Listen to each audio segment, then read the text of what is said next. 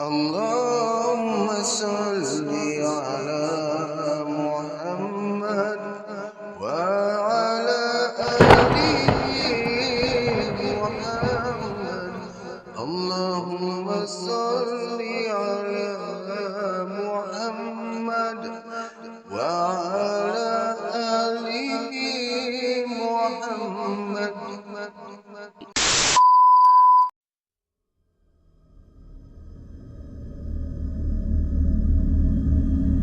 Radio 12 Malam.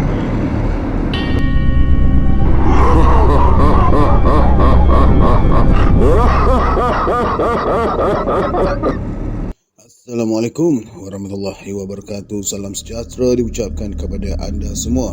Terima kasih hadir lagi bersama dengan saya, Angah. Ada juga yang panggil saya Abang Angah, ada yang panggil Pak Angah, ada yang panggil Angah, ada juga yang panggil Noah. Mana-mana pun boleh. Tapi rasanya lepas ni rasa macam lagi selesa pula panggil Abang Angah, ikutlah nak panggil Abang Angah pun boleh. Sebab dalam family memang panggil saya Abang Angah juga. Ada yang bagi komen saya punya kisah tidak terlalu seram dan boleh menjadi teman ketika tidur. Okey lah tu. Untuk buat masa ni, jaminan ni ialah saya jangan risau. Saya tak ada bagi jump scare. Saya tak ada bagi gertak-gertak yang terlalu lebih. Tak nak over. Kita layan santai. Cara macam tahun 90-an dulu. Relax, santai. Biar kita sendiri yang imajinasi. Tak payah saya nak beri untuk hentak anda semua untuk masuk ke dalam alam khayalan ni. Baiklah, ngoceh panjang pun tak guna.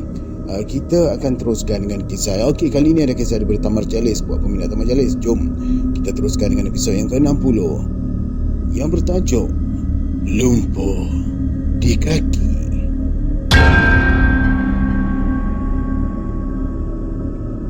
Perlahan-lahan Datuk meraba dahi saya. Dahi-dahi jejari. Tiba awal dah sasul dah. Bukan dahi-dahi. Dari dahi jejari Datuk merayap ke pangkal tengkuk. Saya rasa jejari Datuk sejuk macam ais. Keadaan badan kamu ni macam biasa. Tidak panas dan tak pula sejuk. Berdasarkan denyut darah yang aku rasa dari kepala hingga ke pangkal tengkuk, kau ni masih ada harapan. Masuk, Datuk. Lumpur di kaki kamu boleh sembuh jika diizinkan oleh Allah. Cuma aku mesti berusaha. Bawalah saya ke hospital untuk diperiksa. Saya tak mahu berubat dengan dukun dan bomoh. Kalau itu yang kamu mahu, aku turutkan saja, balas Datuk dengan senyuman. Pintu yang terdedah terus juga menghantar angin malam ke dalam rumah. Suara jampuk sudah tidak sehebat tadi. Begitu juga dengan bunyi burung hantu. Sesekali terdengar bunyi suara burung cenderawasih yang terbang berkawan. Siapa yang tak tahu cenderawasih ni, boleh google. Kokokan ayam jantan pun meningkah dalam suasana malam yang memburu pagi. Mudah-mudahan Allah akan memberkati segala usaha aku. Datuk melahirkan harapan sambil meraba kedua belah kaki saya yang lumpuh, dan saya memang mengharapkan apa yang Datuk katakan itu akan menjadi kenyataan. Sabarlah, Tamar. Aku akan berusaha ni. Sebaik saja Datuk mengakhiri kata-katanya, satu pancaran kilat melemparkan sinarnya ke dalam ruang rumah. Datuk dan saya terkejut seketika. Barangkali hari nak hujan ni, Tamar. Agak-agaknya begitulah, Tok. Datuk terus bangun. Ia memulakan langkah menuju ke pintu. Langkah 1, langkah 2 dan 3 berjalan dengan lancar. Langkah keempat segera terbantut, diganggu oleh bunyi petir yang amat kuat. Datuk segera menoleh ke arah saya. Bunyi angin kencang jelas kedengaran melanggar dedaun dan reranting pokok di luar. Angin itu seolah-olah berlegar-legar di kawasan rumah. Datuk pun menghidupkan langkah yang mati. Ia berdiri di muka pintu sambil kedua belah tangannya merapatkan daun pintu. Datuk terus memasang selak pintu. Bunyi titik-titik hujan mula kedengaran bersama dengan tiupan angin. Rasa dingin mula menyerbu ke tubuh badan. Kokok ayam jantan terus kedengaran. Hujan tu rahmat Allah, menyegarkan pokok-pokok. Kata orang, hujan menjelang subuh membawa berkat pada orang yang berjaga, membawa celaka pada orang yang tidur. Sebab tu Tok, sebetulnya membawa nikmat pada orang yang tidur dan tak membawa apa-apa pada orang yang berjaga. Cik, dari mana kau belajar semuanya ni, Tamar? Dari kawan-kawan lah Tok. Saya lihat Datuk tersenyum panjang mendengar kata-kata itu. Dia terus duduk di sisi saya. Kedua belah kaki saya yang lumpuh diurutnya perlahan-lahan. Celaka pada orang yang tidur, maksudnya orang itu tidak akan bangun menunaikan sembahyang subuh kerana terlalu seronok tidur waktu hujan, dan syaitan akan membekalkan dirinya dengan mimpi-mimpi yang indah. Berkat pada orang yang jaga kerana ia dapat menunaikan solat subuh dengan sempurna. Datuk menjelaskan pada saya. Saya terus menganggukkan kepala membenarkan kata-katanya itu. Hujan lebat yang bermaharajalela di luar membuatkan saya menguap dan rasa mengantuk yang amat sangat. 2-3 kali saya tersengguk-sengguk macam ayam mabuk tahi. Tiba. Kalau Datuk tidak ada di sini, sudah lama saya berdengkur. Aku nak pergi solat Jumaat di masjid ni, Tamar. Hujan ni, macam mana tu nak pergi? Walau macam mana susah pun, perintah Allah tidak boleh diketepikan. Aku ni sihat dan diberi akal. Lagipun masjid bukannya jauh dengan rumah. Aku pakailah payung. Kalau tak ada payung, cari daun pisang. Uzur macam saya ni tak payahlah solat kan Tok? Kena. Kalau kau tak boleh bangun, boleh solat cara duduk. Soal utama, perintah Allah mesti ditunaikan. Keluh saya dalam hati. Datuk segera mengejutkan nenek. Kemudian ia terus keluar ikut pintu dapur. Pesan Datuk, nenek mestilah menjaga saya supaya jangan terlelap kecuali matahari sudah memancar. Saya barulah dibenarkan tidur. Jaga si Tamar tu, jangan sampai dia tertidur. Kalau tertidur, sentap kedua belah kakinya sekuat-kuat hati. Saya dapat mendengar pesan terakhir dari Datuk. Kerana tidak mahu kaki saya ditarik secara mengejut, saya mengambil keputusan tidak akan tidur hingga tengah hari. Salah satu cara bagi mengelakkan saya tertidur, saya minta nenek bercerita sambil memicit kedua belah kaki saya. Permintaan saya itu ditunaikan oleh nenek. Baru saja nenek mahu memulakan cerita dan mengurut, terdengar azan subuh dalam deruan hujan. Suara azan itu sungguh merdu dan menusuk perasaan. Saya terpegun sambil mengingati kebesaran Allah yang menjadikan alam semesta. Biar aku sembahyang dulu. Kamu tu jangan tidur. Nenek mengingatkan saya dan terus menuju ke ruang dapur untuk mengambil air sembahyang. Nenek menunaikan fardu subuh dekat dengan saya. Masa nenek solat itu, saya dapat peluang merapatkan kedua belah kelopak mata. Tetapi saya tak dapat tidur dengan sempurna. Bila mau terlelap, saya didatangi oleh mimpi-mimpi yang menggerunkan, membuatkan saya terjaga kembali. Setelah selesai menunaikan solat, nenek terus ke dapur. Dia kembali menghampiri saya dengan membawa mangkuk tembikar besar yang berisi kerak nasi bercampur dengan air dingin. Ni nak buat apa pula ni, Nek? Untuk ubat kaki kamu lah, supaya urat-uratnya jangan kaku. Nenek terus melumurkan kerak nasi pada sepasang kaki saya. Aduh mah, sejuknya sampai ke tulang. Nenek tersenyum melihat wajah saya yang berkerut-kerut. Saya merasa beruntung kerana nenek hanya melumurkan kerak nasi ke kaki sebanyak 3 kali. Kalau lebih dari itu, saya confirm terkencing. Sebelum matahari terbit di kaki langit, Datuk sudah berada di rumah.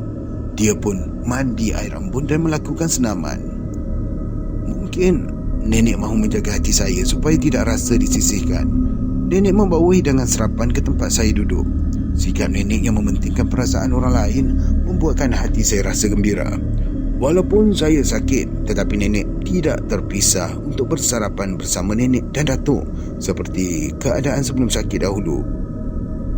Selesai bersarapan, Datuk terus menyatakan pada nenek untuk membawa saya ke hospital. Wajah nenek nampak berubah setelah mendengar kata-kata Datuk itu. Kenapa yang tak berusaha jaga kampung? Tanya nenek. Kita ni sekadar memenuhi hajat Tamar. Kalau tak mahu sembuh bagaimana? Kita ni cuma berusaha. Doktor yang mengubat orang sakit tu pun berusaha. Dia tak dapat menentukan penyakit seseorang tu boleh sembuh atau tidak tanpa diizinkan Allah. Saya faham. Selalunya awak tak macam tu. Awak kan tak suka berubat dengan doktor. Awak silap.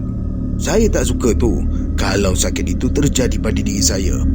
Pada orang lain, saya galakkan untuk jumpa doktor. Bukankah doktor tu belajar dan mempunyai alat-alat yang lengkap? Kita ni cuma ada petua saja. Begitu pula, Keluh nenek. Datuk terus meninggalkan saya dan nenek. Dia pun pergi mencari teksi. Setengah jam kemudian, Datuk kembali dengan teksi tua milik Awang Said. Saya pun diusung ke dalam teksi. Duduk di bangku belakang bersama dengan nenek. Datuk pula duduk di hadapan bersama Awang Said. Dalam perjalanan menuju ke hospital daerah yang terletak di bandar Kecil Lumut, Datuk terus berborak rancak dengan Awang Said. Sampai sahaja di hospital yang terletak di atas bukit kecil yang menghadapi selat dinding, saya diusung ke bilik pemeriksaan. Doktor yang memeriksa saya ialah Dr. M. Kimanon. Orangnya peramah, pandai berbahasa Melayu meskipun ia dari keturunan Silon. Silon ke Celon? Silon Setelah diperiksa, doktor terus mengatakan pada Datuk semua gerakan darah dalam kaki saya berjalan lancar dan baik. Doktor itu merasa pelik bagaimana sakit lumpuh itu boleh terjadi. Kaki saya terus di X-ray. Hasil dari X-ray juga menunjukkan urat-urat di kaki berada dalam keadaan yang baik. Tidak ada yang tersimpul atau terputus. Keadaan darah juga macam biasa. Saya jadi lemas dan bosan kerana terlalu banyak pemeriksaan yang dilakukan sebelum saya diletakkan dalam wad. Sebulan lebih saya meringkuk dalam hospital. Hari-hari daging paha saya disuntik. Kesannya tidak juga mendatangkan apa-apa. Tidak ada tanda-tanda sakit lumpuh yang saya alami akan sembuh. Walaupun demikian, hati saya tetap terhibur. Setiap pagi nenek mengunjungi saya untuk melumurkan kerak nasi di kaki. Nenek tidak peduli dengan teguran. Tak maaf, terkejut saya. Terbuka. Allah. Baik, saya teruskan. Nenek tidak peduli dengan teguran beberapa orang jururawat yang bertugas di wad tersebut yang melarangnya membawa kerak nasi serta melumurkan ke kaki saya. Nenek menerima larangan itu dengan wajah yang manis, penuh simpati melambangkan sifat seorang wanita kampung yang banyak menyerahkan sesuatu pada keadaan. Pasrahlah ni, ya kan? Tidak mudah mahu melawan atau membantah, tetapi banyak merayu. saya ni berikhtiar cara orang kampung cu. Bukan mahu melawan doktor. Saya tahu cu lebih pandai dari saya. Doktor lagi pandai. Kalau tak boleh sebelah pagi, biarlah saya buat sebelah malam. Itulah yang diucapkan oleh nenek setiap kali jururawat yang bertugas menegur perbuatannya. Pandai nenek dia merayu. Di Lumut, nenek menginap di rumah anak buahnya yang bekerja sebagai pemandu kereta dengan Jabatan Kebajikan Masyarakat. Jarak rumahnya dengan hospital tidak jauh, tidak sampai setengah batu. Tidak menjadi masalah untuk nenek untuk mengunjungi saya sehari 2 kali, pada sebelah pagi dan petang ataupun pada sebelah malam. Biasanya, pada sebelah petang ataupun malam, dia akan ditemani oleh anak buahnya yang dipanggil sebagai Din. Nenek menyuruh saya memanggil lelaki yang kurus tinggi itu sebagai Pak Din. Dalam masa tertentu, nenek selalu menceritakan pada saya tentang hubungan kait dirinya dengan Mak Ladin, ayah pada Pak Din. Bapa dia Mak Ladin. Okey, alright. Pak Din yang berkeluarga itu juga menasihati saya supaya bersabar. Di samping itu, dia juga berjanji akan berikhtiar mencari pomoh ataupun pawang terkenal dalam usaha menyembuhkan kaki saya yang lumpuh itu. Secara jujur saya katakan pada Pak Din yang saya tidak begitu tertariklah untuk mengubati kaki saya yang lumpuh itu dengan menggunakan dukun ataupun pomoh. Sebabnya, terlalu sulit mencari seorang dukun yang jujur dan pandai. Kebanyakan dukun atau pawang bila mengubati seseorang selalunya akan menurun dengan memanggil roh datuk nenek yang saya kiralah perbuatan itu bertentangan dengan ajaran Islam. Pada suatu pagi, setelah nenek pulang, katil saya ni dikunjungi oleh seorang lelaki tua. Tinggi lampai orangnya. Dari raut wajahnya, saya dapat meneka bahawa lelaki tua itu berbangsa Cina. Saya Hasan.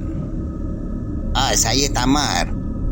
Saya segera menyambut uluran tangan orang tua itu. Saya mempersilakan ia duduk di katil. Dia memakai seluar warna kelabu tai anjing. Aduh. Memang kena sebut macam tu Aduh. Bajunya pula berwarna putih yang dibuat dari kain belaju. Bentuknya seperti bentuk baju yang selalu digunakan oleh pekebun sayur bangsa Cina. Bahagian tengkuknya bulat macam tengkuk baju Melayu yang selalu dipakai oleh orang Melayu Johor. Okey, cakap musang. Di tempat saya baju jenis ini cakap musang. Ni dia ada beritahu. Di tempat saya baju jenis ini disebut sebagai baju Melayu Teluk Belanga. Bahagian depan baju orang tua itu mempunyai 5 butang songkok putih ataupun dipanggil sebagai ketayap yang dipakainya cukup bersih. Saya kira dia ni adalah seorang saudara baru Islam ataupun kita panggil mu'alaf yang mahu mengutip derma. Saya nantikan dia untuk menghulurkan kertas derma. Tetapi dia tidak berbuat demikian. Faham. Selalu ni kalau nak berderma, dia ada keluarkan satu kertas, nak letak nama apa semua Dah lama ke masuk agama Islam? Orang tua itu merenung muka saya sejenak. Dia tersenyum sambil menepuk-nepuk bahu saya. Kemudian dia menarik nafas, seolah-olah dirinya berhadapan dengan sesuatu kekecewaan yang amat sangat. Setiap orang Melayu yang saya temui, mereka akan bertanya seperti apa yang awak tanyakan. Ialah saya tak salahkan mereka kerana mereka tak tahu. Cuba terangkan hal yang sebenarnya pada saya. Nanti dulu. Barangkali petang ni, esok atau lusa awak akan tahu juga, balas orang tua itu dengan tenang. Kerana tidak mahu mengganggu fikiran dan perasaannya, perkara itu tidak lagi saya ulangi. Setiap para pekerja hospital lumut yang bertugas dalam wad tersebut akan memberi salam pada orang tua itu dengan ramah sekali, seolah-olah mereka sudah mengenali orang tua itu sejak lama, dan orang tua itu tidak dilarang untuk menemui sesiapa sahaja pesakit yang ingin ditemuinya. Anak ni sakit apa? Tanyanya pada saya. Ni kedua belah kaki saya lumpuh. Apa kata doktor tentang sakit tu? Doktor sendiri pun tak tahu puncanya. Bila dia x-ray dan diselidik, semua urat-urat di kaki saya elok. Darah ni pun berjalan dengan baik. Dia tak suruh awak keluar? Tidak, kata doktor, penyakit saya ni masih dalam kajian. 2 minggu lagi doktor pakar dari Kuala Lumpur akan datang memeriksa saya. Bersabarlah. Esok saya datang jumpa awak. Kalau diizinkan oleh Allah, saya akan cuba mengubati kaki awak. Ubat kaki saya? Ya. Orang tua itu terus bangun dan meninggalkan saya di katil. Tanpa sempat saya mengucapkan terima kasih padanya. Kepala saya terus digayuti dengan berbagai-bagai persoalan tentang diri orang tua itu, yang saya anggap sebagai orang tua yang ganjil. Bila nenek dan pak dia menemui saya pada sebelah petang, semua yang saya alami pada sebelah pagi saya ceritakan pada mereka. Nenek terus menggesa Pak Din supaya mengambil datuk yang tinggal di kampung. Nenek mahu datuk mesti berada bersama saya ketika orang tua itu datang. Tak apa, sekejap lagi saya ambil lah dia. Pak Din memberikan ikrar pada nenek. Tidak sulit bagi Pak Din mengambil datuk di kampung yang jaraknya kira-kira 30 batu. Saya pergi ambil dia. Tiba-tiba Pak Din bersuara dan terus keluar dari wad. Saya renung wajah nenek yang duduk di sisi saya. Angin petang yang datang dari arah selat dinding membekalkan rasa nyaman ke batang tubuh saya dan nenek. Beberapa orang pelawat keluar masuk dari dalam wad. Mereka melawat sahabat handai yang terlantar di situ. Kau kenal ke orangnya, Tamar? Tak kenal lah, Nek. Habis macam mana dia mahu menolong kau? Dia datang melawat saya, kemudian berjanji nak tolong saya ni. Nenek menggigit bibir bawah setelah mendengar penjelasan dari saya. Matanya merenung saya keluar wad. Macam ada sesuatu yang nenek fikirkan. Macam selalu, sebelum nenek meninggalkan saya, dia pasti menekankan ibu jarinya ke pangkal paha saya. Kenapa dia buat macam tu, saya sendiri pun tak tahu. Nenek keluar dari wad. Dengan renungan yang sayu melihat nenek melangkah di jalan raya menuruni bukit kecil. Saya kira sepanjang perjalanan menuju ke rumah Pak Din, dia pasti mendoakan supaya sakit lumpuh saya yang deritai ini akan berakhir. Malam itu, saya tak dapat tidur dengan lena. Bahagian kaki saya yang lumpuh terasa amat sakit, macam ditikam dengan jarum. Biasanya bukan kepalang. Selain dari itu, wajah orang tua yang menemui saya pada sebelah pagi tadi sering kali datang dalam kepala saya. Bermacam-macam sangkaan buruk terhadap orang tua itu timbul dalam diri saya. Saya ragu-ragu apakah kedatangannya kelak benar-benar mahu menolong saya ataupun dia ada menyimpan maksud yang tertentu. Mungkin dia mahu memperdayakan saya. Susah betul saya mahu menyingkirkan semua persoalan itu dalam kepala saya ni. Saya gembira ketika matahari pagi melebarkan sayapnya ke dalam wad. Nenek dan datuk sudah pun berada di sisi saya. Wajah mereka kelihatan tenang menanti kedatangan orang tua aneh. Kalau dia datang dengan tujuan yang baik untuk mengubati cucuku, aku terima dengan baik. Kalau dia datang dengan niat yang buruk, dia akan menerima padanya, kata datuk pada nenek. Saya lihat nenek tak menjawab kata-kata itu. Beberapa orang jururawat yang bertugas pada sebelah pagi berkeliaran dalam wad itu. Mereka buat tidak tahu dengan kehadiran nenek dan datuk ke katil saya. Begitu juga dengan para pesakit yang ada dalam wad tersebut. Rupanya orang tua yang berjanji itu amanah orangnya. Tepat jam 9.30 pagi, dia sudah berada di tepi katil saya. Berkali-kali dia mengucapkan Alhamdulillah bila saya perkenalkan dirinya dengan datuk. Mereka terus bersalaman. Bolehkah saya sentuh kaki cucu awak? Silakan. Alhamdulillah. Orang tua itu terus meraba-raba kedua belah kaki saya yang lumpuh. Dia menekan beberapa urat di pergelangan kaki. Semua gerak-gerinya diperhatikan oleh datuk dan nenek. Hasil dari sentuhan di urat kaki, badan saya terus berpeluh. Begini, pagi esok dan lusa saya datang lagi, katanya sambil memberikan saya serangkai buah tasbih. Dia menyuruh saya menyebut perkataan Subhanallah seberapa banyak yang boleh sambil membilang buah tasbih.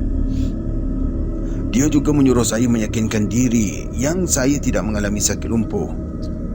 Hari kedua, orang tua itu datang lagi. Dia terus memicit urat-urat di pergelangan kaki saya seperti hari yang pertama.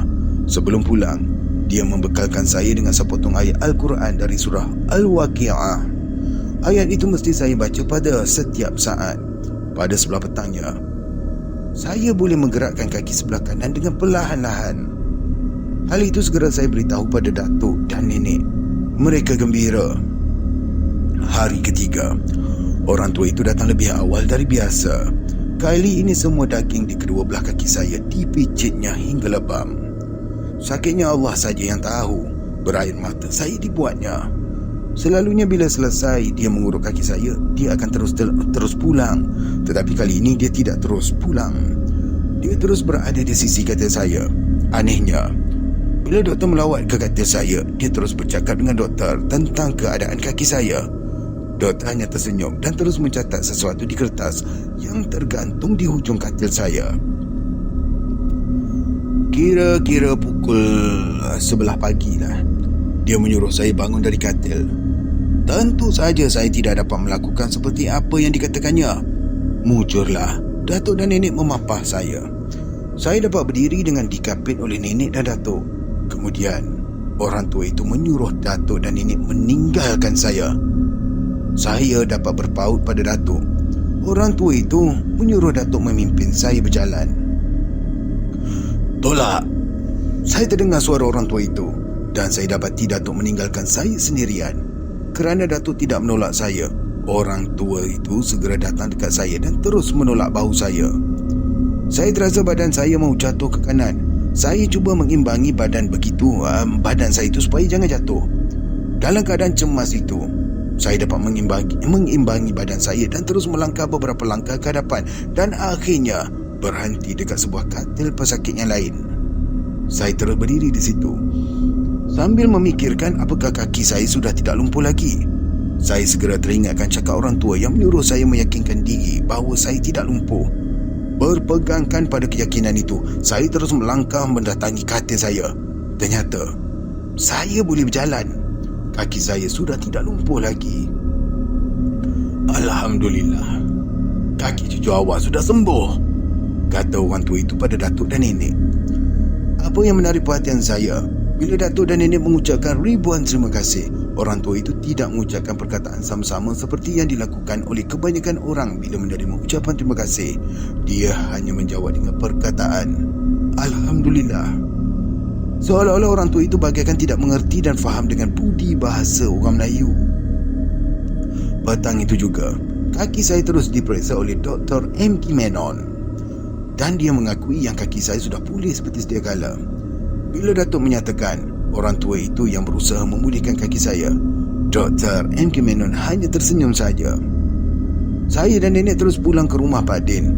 Datuk pula tidak ikut pulang kerana ia mau bercerita panjang dengan orang tua yang menolong saya tu. Sampai di rumah Pak Din, nenek masih mengingatkan saya supaya jangan bergerak terlalu cergas. Menurutnya, kaki saya ni belum begitu baik lagi. Pukul 5 petang baru Datuk pulang ke rumah Pak Din. Nenek terus mengajak Datuk pulang ke kampung. Cadangan nenek itu dibantahi oleh Datuk kerana dia sudah berjanji dengan orang tua untuk solat maghrib dan isyak bersama di Masjid Lumut. Saya setuju.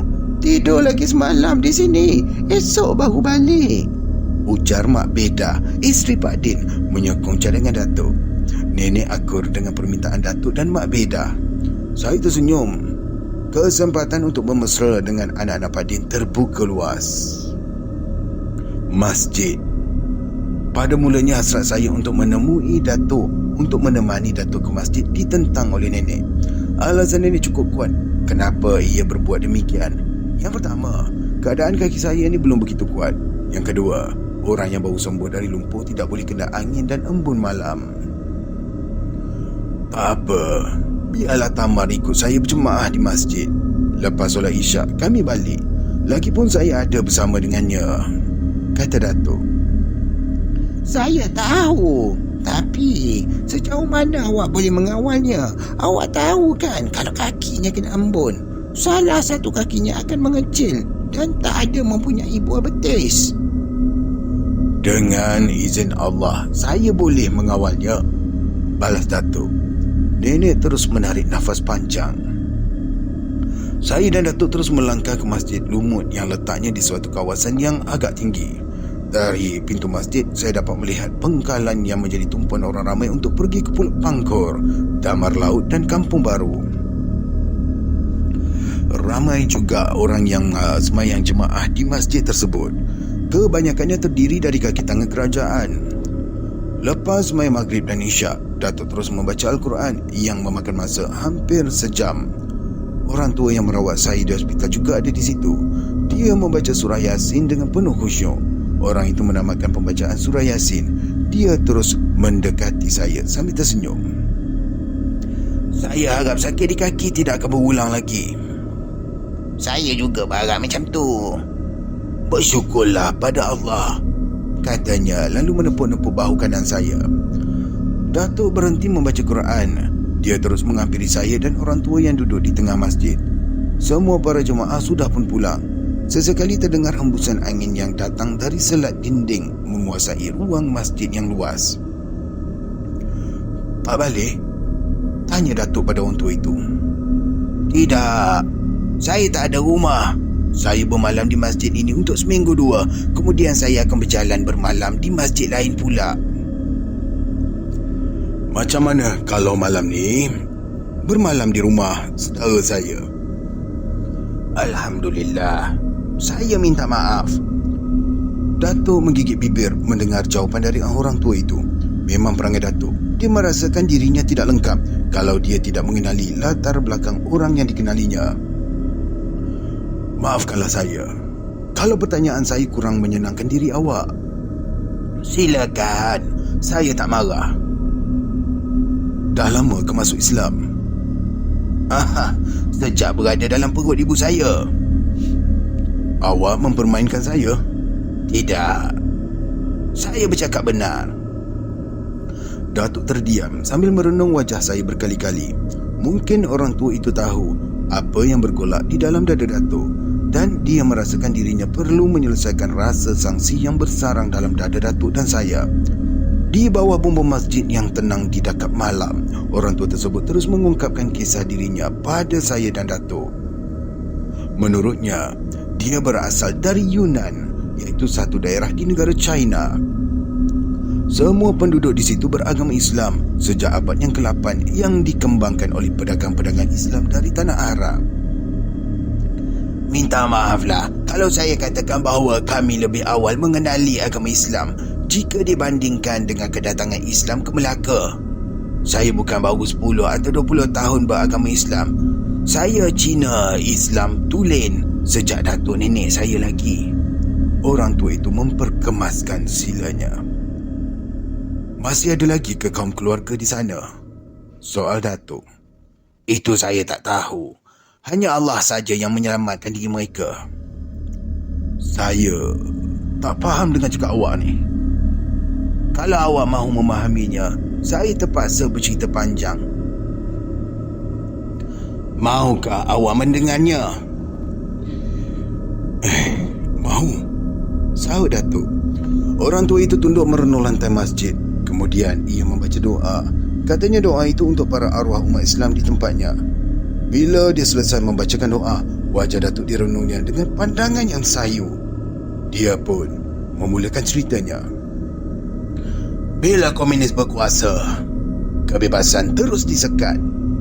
Orang-orang Islam di tempat saya ditekan. Katanya memulakan kisah darinya. Menurut orang tua itu lagi, ayahnya menjadi imam masjid dan dihormati oleh para penduduk setempat. Pihak komunis kurang senang dengan kegiatan ayahnya. Mereka melarang ayahnya menjadi imam dan menggunakan masjid. Melihat tekanan yang begitu kuat terhadap diri ayahnya, membuatkan dia membentuk satu pasukan yang terdiri dari 3 orang pemuda untuk mempertahankan kesucian agama Islam di samping menghalang anggota komunis dari membunuh dan memukul orang-orang Islam yang sedang bersembahyang. Semoga dia orang ni dilaknat. Aku geram betul lah. Sorry. Sebab sampai sekarang ni benda ni jadi macam ni. Semoga Allah melaknat mereka ni dekat sana. Amin. 2 orang kawan saya ditangkap dan dihukum tembak selepas menunaikan solat zuhur. Saya sungguh sedih dengan peristiwa tersebut. 2 hari kemudian, saya terus bertindak menetak 2 orang anggota komunis yang berkawal di kampung saya. Orang tua itu pun berhenti bercerita. Dia menelan air liur dan meraba pangkal hidungnya berkali-kali. Menahan rasa sedih yang mula menggoncang dada akibat dari tindakannya yang terburu-buru itu, dia terus diburu oleh anggota komunis. Dia terpisah dari kedua-dua orang tuanya yang dicintai. Pada suatu malam, dia berjaya meloloskan dirinya masuk ke rumah. Dia terus meminta pertolongan dari ayahnya untuk menyelamatkan dirinya. Dia kecewa bila orang tuanya menyatakan tidak dapat berbuat sesuatu terhadapnya.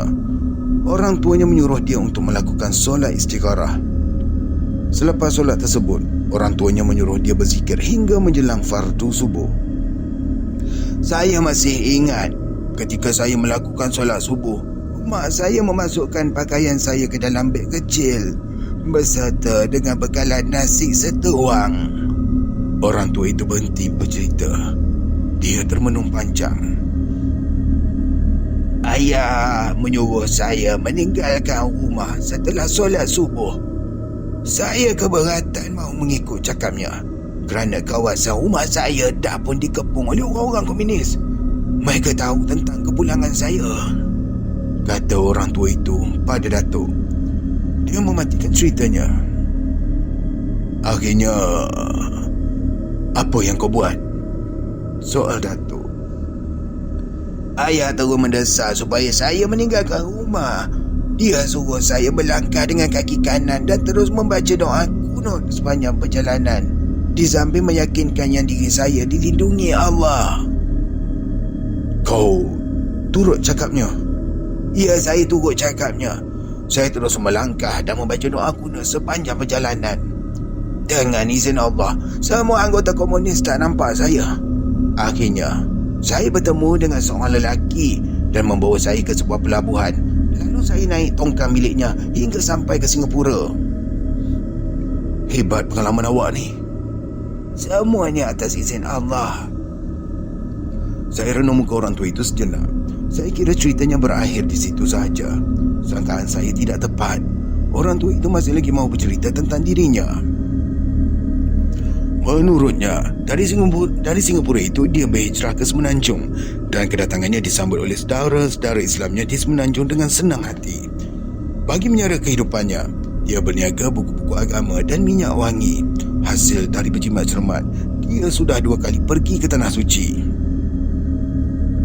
Tinggal rezeki dia. Orang tua itu juga menceritakan pada Datuk ketika di Yunan dulu, dia sempat belajar dari orang tuanya cara-cara mengubat orang yang kena sakit lumpuh dan bengkak paru-paru. Saya ni tak pakai hantu setan. Saya memohon pada Allah berdasarkan pada ayat-ayat dari Quran. Tetapi orang yang mahu diubati itu mesti diyakinkan pada diri dia sendiri. Awak ni mengubat orang sepenuh masa ke? Datuk mencungkil rahsia dirinya. Tidak. Saya ni berniaga menjual buku-buku agama, minyak wangi. Saya merantau dari satu tempat ke satu tempat. Kalau dah berniaga, kenapa meraya ke hospital? Ini amal jariah saya. Kalau dulu saya pernah ditolong oleh orang, kenapa saya tak boleh menolong orang, terutamanya orang yang seagama dengan saya? Saya berdoa, awak akan selamat sejahtera. Alhamdulillah. Saya memang sudah jadi kebiasaan saya. Bila saya tinggal di masjid yang berhampiran dengan hospital, saya mesti pergi ke hospital untuk menolong orang-orang yang memerlukan pertolongan seperti cucu awak. Saya mula menguap, tetapi Datuk saya lihat masih bertenaga. Tidak ada tanda-tanda yang menunjukkan diri Datuk akan mengantuk ataupun mahu tidur. Datuk akan mengantuk ataupun mahu tidur. Ulang balik. Dia masih lagi gairah, lagi mahu mendengar cerita dari orang tua itu, walaupun apa yang ingin diketahuinya dari orang tua itu dah habis. Cucu awak ni sakit ganjil. Ada syaitan campur tangan. Saya terkejut mendengar cakap orang tua itu. Bulu tengkuk saya mula berdiri. Bolehkah awak menolong saya dalam hal ni? Minta maaf. Awak usahalah sendiri. Yakinlah, yang syaitan akan kalah dengan kuasa Allah. Orang tua itu segera bangun. Dia meminta maaf pada Datuk kerana dia mahu tidur. Esok saya akan merantau lagi, menjual buku-buku agama ke arah selatan. Mungkin 2-3 bulan atau lebih saya akan datang ke sini, katanya lalu merebahkan badan di tepi dinding. Saya dan Datuk pun meninggalkan Masjid Lumut kira-kira pukul 1 malam. Sepanjang jalan menuju ke rumah Pak Din, suasana terasa amat sepi sekali. Cuma terdengar bunyi deru bunyi angin dari selat dinding. Tiba-tiba kaki kiri saya terkena air embun. Sakit datang serta-merta. Tidak terdaya rasanya mahu melangkah. Mujurlah rasa sakit itu tidak lama, cuma 5 minit sahaja. Selepas itu kaki saya pulih kembali. Lepas bersarapan pagi di rumah Pak Din, Datuk bergegas menuju ke masjid dengan harapan untuk menemui orang tua tersebut. Ternyata kedatangan Datuk sudah terlewat. Datuk diberitahu oleh Tok Siap Masjid yang orang tua itu sudah meninggalkan masjid setelah menunaikan solat subuh. Datuk pulang ke rumah Pak Din dengan rasa yang hampa. Tak apa, bila dia datang lagi, saya bagi tahu dengan Pak Long ya, kata Pak Din ketika saya, nenek dan Datuk masuk ke dalam perut teksi. Sewaktu teksi bergerak meninggalkan bandar Kecil Lumut, saya melambaikan tangan pada Pak Din. Sejak hari itu, saya tidak pernah lagi berjumpa dengan Pak Din. Beberapa tahun yang lalu, saya menerima berita yang Pak Din sudah berhenti dari menjadi pemandu di Jabatan Kebajikan Masyarakat. Kabarnya sejak berhenti, Pak Din ada membuka kedai makan di Lumut yang dikenali sebagai Warung Pak Din. Di samping itu juga, Pak Din membawa teksi bagi menambahkan pendapatannya. Anak-anaknya pun sudah besar-besar belaka dan sudah ada yang bekerja.